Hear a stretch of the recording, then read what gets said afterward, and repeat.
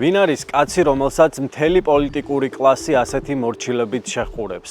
დონალდ ტრამპი. ტრამპი არის და რესპუბლიკური პარტია, ასევე დემოკრატები არიან ჩვენი ძალიან ახლო მეგობრები. დემოკრატიული მოძრაობა, რომელიც გენოციდის თანამონაწილე პოლიტიკოს მფარველად იხმობს, საკუთარ ლეგიტიმაციას თავადვე აზიანებს. სანაკლის სპორტს დაერქვას პრეზიდენტ ტრამპის სახელი და ის გახდეს ტრამპის გზის კარიბჭე დასავლური სამყაროსთვის. ვაშინგტონის კეთილგანწყობის მოსაპოვებლად ოცნება ყველაზე ბნელ გარიგებებზეც მიდის. თბილისში პატივით მასპინძლობენ ბენგვირს. ადამიანს, რომელიც საერთაშორისო სასამართლო ომის დამნაშავედ აღიარა. მე პირადად ხარს ვჭერ ბატონ ტრამპს. სალამი მეგობრებო, დღეს ვსაუბრობთ დონალდ ტრამპსა და მის მიმართ ქართული პოლიტიკური კლასის უპირობო და ჯერჯერობით უპასუხო სიყვარულზე. თქვენ შეამჩნევდით, რომ ყველა, იქნება ეს ოცნება თუ ოპოზიციური პარტიები, ჟურნალისტები თუ სამოქალაქო აქტივისტები, ტრამპის თაყვანისმცემლებად გვევლინებიან.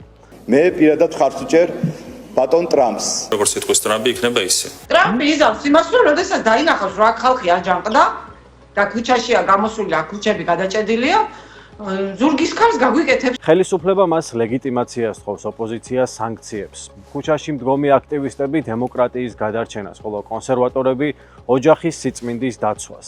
ვინ არის კაცი, რომელსაც მთელი პოლიტიკური კლასი ასეთი მორჩილებით შეჰყურებს? რატომ გვესახება ჩვენი პრობლემების მოგვარების ერთადერთ გზად ფიგურა, რომლის ბიოგრაფიაც საერთაშორისო სამართლის დარღვევითა და უდანაშაულო ადამიანების მსხვერპლითაა სავსე. და ამ ყველაფრის კულმინაცია კი ის ამბავია, რომელსაც სამთავრობო მედია დიდი სიხარულით გვამცნობს. ტრული აქტის ნაცვლად ტრამპ თაუერი. დიდებული ამბავი გახდა გუშინგვიან ღამით ცნობილი. ტრამპ თაუერი იქნება სიმბოლო მთელი ჩვენი პოლიტიკური კლასის, კოლონიური აზროვნების ბეტონში გამოსახული ფორმა. სანამ ქართველ ტრამპისტებზე ვრცლად ვისაუბრებთ, მოდით მანამდე ფაქტებს შევხედოთ. თვალი გადავავლოთ, რით დაამახსოვრა ამერიკის პრეზიდენტმა თავის სამყაროს. მანამდე კი მოიწონეთ ვიდეო და გამოიწერეთ ჩვენი YouTube არხი. აქვე გეტყვით, რომ მაუწყებლის ფინანსური მხარდაჭერა შეგიძლიათ ჩვენი საიტიდან.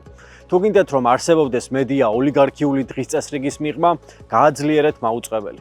ახლა კი დაუბრუნდეთ ტრამპს და გავიხსენოთ მისი მთავარი წინასაარჩევნო დაპირება უკრაინა-რუსეთის ომთან დაკავშირებით.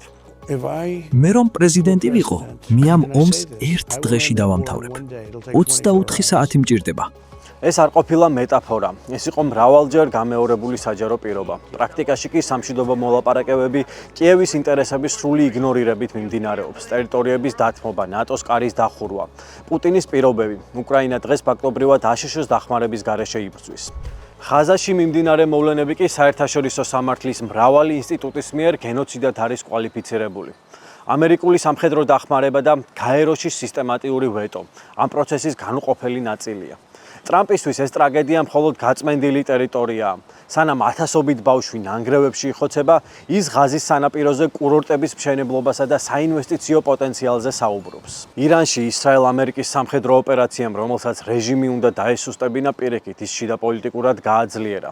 ამ ომს ასობით უდანაშაულო ადამიანი შეეწირა. ყველაზე მძიმე ტრაგედია ქალაქ მინაფში მოხდა, სადაც გოგონების დაწყებითი სკოლის დაბომბვას 150-მდე გოგონა ემსხვერპლა. ვენესუელაში კი ტრამპის ადმინისტრაციამ სამხედრო ოპერაციის შედეგად პრეზიდენტი მადურო მეუღლესთან ერთად გაიტაცა. მიზეზი თავად ტრამპმა პირდაპირ განმარტა. ნავთობ კომპანიები შევლენ იქ და ფულს დახარჯავენ. ჩვენ უკან დავიბრუნებთ ნავთობს, რომელიც დიდი ხნის წინ უნდა დაგვებრუნებინა. მიწიდან უამრავი ფული ამოდის და ჩვენ აგვინაზღაურდება ყველაფერი, რასაც დავხარჯავთ. ეს ძალიან მნიშვნელოვანი იქნება. ეს არის ის კაცი, რომელსაც ქართული პოლიტიკური კლასი მხსნელად მოიხმობს. ტრამპის მეორე მთავარი ნარატივი ასეთია: მე ვებრძვი კორუმპირებულ ელიტას, ეგრეთ წოდებულ deep states. მისი თქმით, მთელი სისტემა ხალხის წინააღმდეგაა, ის კი ერთადერთია, ვინც ამ სისტემის მიღმა დგას. ეს ენა საქართველოშიც საოცრად ნაცნობი გახდა. ქართული ოცნება წარმატებით იყენებს ზუსტად ამ ლექსიკას: deep state, გლობალური ელიტა, ომის პარტია. ივანიშვილის რეჟიმმა ტრამპის ნარატივი ქართულ რეალობას იდეალურად მოარგო. ოცნებისთვის ტრამპიზმი ერთდროულად ორი რამეა: შიდა ლეგიტიმაციის წყარო და გლობალური კონტექსტი, სადაც მათი ავტორიტარიზმი ნორმად უნდა მივიჩნიოთ. თუ ამერიკის პრეზიდენტი ებრძვის ელიტებს, მაშინ ივანიშვილიც იმავეს აკეთებს. ასეთია მათი ლოგიკა. მაგრამ არსებობს ერთი ამბავი, რომელიც მთელ ამ ანტიელიტარულ ნიღაბს ნაწილებად შლის. ეს ეპშტეინის საქმეა. ჯეფრი ეპშტეინი იყო ამერიკელი ფინანსისტი, რომელიც 10 წლეულების განმავლობაში არასრულწლოვანთა სექსუალურ ექსპლუატაციას ეწეოდა. მისი სოციალური წრე მსოფლიოს ყველაზე გავლენიანი ადამიანებისგან შედგებოდა. პოლიტიკოსები, ბიზნესმენები, სამეფო ოჯახის წევრები. ეს იყო ელიტა თავისი ყველაზე მახინჯი სახით. ძალაუფლება, ფული და სრული დაუსჯელობა. ტრამპი და ეპშტეინი 10 წლეულების განმავლობაში ახლო მეგობრები იყვნენ. 2025 წელს ეპშტეინის ფაილების ახალი ნაწილი გასაჯაროვდა. ამ დოკუმენტებში ტრამპის სახელი 170-ჯერ ფიგურირებს. დანარჩენი ფაილები კი თავად ტრამპის ადმინისტრაციამ დაბლოკა. ელიტის მტერი, რომლის სახელიც 170-ჯერ ჩნდება ამავე ელიტის ყველაზე საშინელ სკანდალებში, დღეს თავადვე მალავს სიმართლეს. ტრამპი ამერიკული კონსერვატიული ქრისტიანობის სიმბოლოდ იქცა. ოჯახური ღირებულებები, ტრადიცია, სიწმინდე. სწორედ ეს იზიდავს ქართველ კონსერვატორებს, რომლებიც მასში ზნეობის დამცველს ხედავენ. მაგრამ ამ ფასადის მიღმა სხვა სურათია. ამერიკაში ICE, ანუ საიმიგრაციო სამსახური ოჯახებს ანგრევს, ადამიანებს სახლებიდან, სამუშაო ადგილებიდან იტაცებს. ბავშვები სკოლიდან გამოდიან და მშობლები აღარ ხვდებათ. 2025 წელს დაკავების ცენტრებში სიკვდილიანობა ბოლო 20 წლის განმავლობაში უპრეცედენტო გახდა. მინეაპოლისში აგენტმა 3 შვილის დედა მოყვა. ეს არის თანამედროვე კონსერვატიზმის სახე.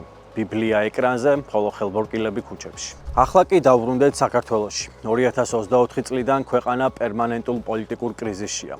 ქუჩაში გამოსული 10,000-ობით ადამიანი, პოლიციის სისტემური და დაუსჯელი ძალადობა, ნაცემი ჟურნალისტები და აბსურდული ბრალდებებით დაკავებული მოქალაქეები. ეს დღევანდელი რეალობაა. ქართული ოცნებისთვის საერთაშორისო იზოლაცია ეგზისტენციალური საფრთხე გახდა. ევროპასთან ურთიერთობა ფაქტობრივად გაწყდა, ევროინტეგრაცია კი შეჩერდა. მაგრამ ვაშინგტონში მოსულმა ახალმა ადმინისტრაციამ ივანიშვილის გუნდს იმედი გაუჩინა. ტრამპი, რომელსაც ევროპასთან თავადაც ღია კონფლიქტი აქვს, ზუსტად იმავე ტრადიციული ღირებულებების ენაზე საუბრობს, რომლითაც ოცნება საკუთარ ავტორიტარიზმს ამართლებს. დიდხნიანი და დამამცირებელი დუმილის შემდეგ სამთავრობო პროპაგანდამ შვებით ამოისუნთქა. ჯერ იყო ყაველაშვილის შემთხვევითი შეხვედრა ტრამპთან რომის პაპის დაკრძალვაზე. შემდეგ კი JD Vance-ის ზარი კობახიძესთან, ირანთან ომის პარალელურად. საუბრის დეტალები უცნობია, თუმცა სამთავრობო არხებზე ამას ზეიმი მოჰყვა. ვაშინგტონის კეთილგანწყობის მოსაპოვებლად ოცნება ყველაზე ბნელ გარიგებებზეც მიდის. თბილისში პატივით მასპინძლობენ ბენგვირს. ადამიანს, რომელიც საერთაშორისო სასამართლომ ომის დამნაშავედ აღიარა. ქართველი ჩინოვნიკები თავად სტუმრობენ ისრაელს და ღაზაში მიმდინარე გენოციდის პარალელურად პალესტინელი პატიმრებით სავსე ციხეებს ათვალიერებენ. ეს არ არის დიპლომატია, ეს არის პოზიციის დემონსტრირება. ჩვენ მზად ვართ ლეგიტიმაცია მივიღოთ მათგან, ვინც გენოციდს აორგანიზებს, ან ხელსაფარებს.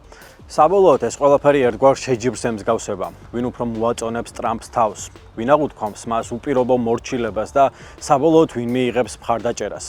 სამართლიანობისთვის უნდა ითქვას, რომ როგორც ერთი შეხედვით ჩანს, ტრამპ-ტაუერის აშენებით ოცნება ამ რბოლაში წინ გაიჭრა, თუმცა ყველაფერი წინაა, ვინ იცის რა სიუპრიზს ამზადებს ოპოზიცია დონალდ ტრამპისთვის. სანაკლი სპორტს დაერქვას პრეზიდენტ ტრამპის სახელი და ის გახდეს ტრამპის გზის კარიბჭე დასავლური სამყაროსთვის. სანქციები, არაღიარება, მეგობარი აქტი.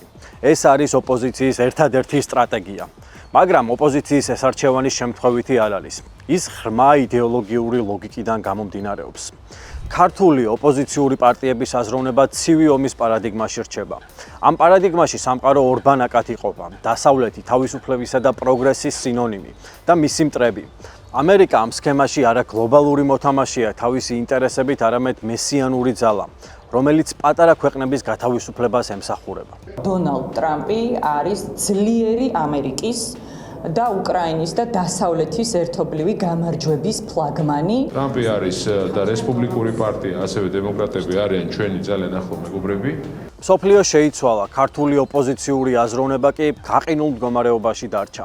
ამერიკა არა ღირებულებებით, არამედ ინტერესებით მოქმედებს. ეს ტრამპის სიახლე არ არის, ეს ამერიკული საგარეო პოლიტიკის სტრუქტურული ლოგიკაა. პრობლემა ის კი არაა, რომ ქართული ოპოზიცია ამერიკასთან თანამშრომლობას ცდილობს. პრობლემა ისაა, რომ ამერიკა მათთვის არა პოლიტიკური სუბიექტი, არამედ იდეალია და იდეალს ვერ აკრიტიკებ, ვერ სვამ კითხვებს, ვერ ითხოვ პასუხს.